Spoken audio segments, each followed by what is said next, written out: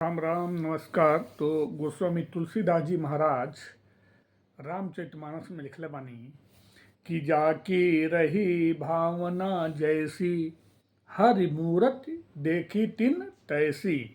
तो जब भावना जैसन रहेला तो विचार भी वैसे बन जाला। हम ही कहते नहीं हमेशा सकारात्मक रहे के चाहे व्यक्ति का। सुनिए एगो बहुत ही छोट जल्दी में एगो कहानी यही लगाई यही अनुरूप बात सुना देता नहीं। दूगो मतलब महिला रहनी कुल काफ़ी अच्छा मित्र रहनी कुल। तो दोनों ना एगो बाजारे में एगो मछली बेचे जा एगो फूल बेचे जा, लेकिन दोनों कुल में बहुत घनिष्ठता रहे। एक दिन का भइल कि मछलिया बेचे वाली के भी तनी रात ही हो गई। तब सोचल कि घरे कौने के जाई, तो जौन फुलवा वाली रहे जौन फुलवा बेचे कल के बहिनी आज चल आज हमारे घरे रुक जाइए, आ बिहान सवेरे अपनी घरे चल जाइए। तो मछलिया जौन बेचे वाली रहली उ तैयार हो गई।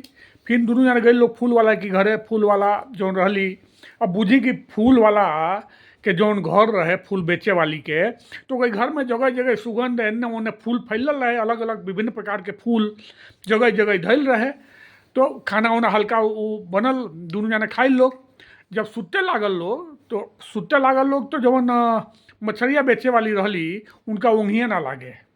काहे कि जगह जगह अब बुझी फूल उल धैल रहे तो महक आवे ना, महक के तो उ कहली फूलवा वाली से, मछलिया बेचे वाली कहली कि ये बहिनी तहरी घरवा में तो हम ओंघिए नहीं लागत हो, का करी रात भर हमारा बुझाता कि यही ना बीती हमार करवट बदलत बदलत। तो फूल वाली कहलस नहीं बहिनी हम बुझतनी न, रुक हम उपाय का करतनी।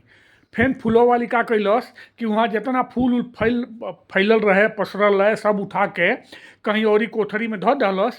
आ मछरिया वाला जहाँ सुतल रहे ओकर सिरहाने मने मुड़िया की तरह ले आके जो मछरिया वाली खचिया रहे ना, जो खचिया में मछरिया बेचे जा वो मछरिया वाली खचिया ले आके ओकरी सिरहाने धो देली। अब बुझी जब सिरहाने वो मछली वाला खाँची धराइल तो ओमे से अब उहे खुशबू मछली वाला खुशबू अब मतलब कि गंध जौन बा उ आवे।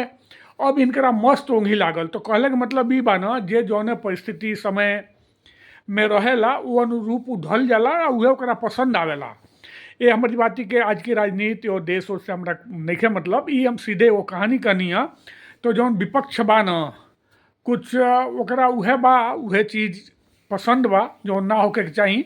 तो विचार जब बदलब न तो दुनिया अपनी मन में बदल जाई। तो चली यही बातें के संग है भोजपुरिया समाज के नमन करत हम अपनी वाणी के विराम देतानी। आ फिर मिलल जाई बहुत जल्दी एगो और अलग वीडियो में।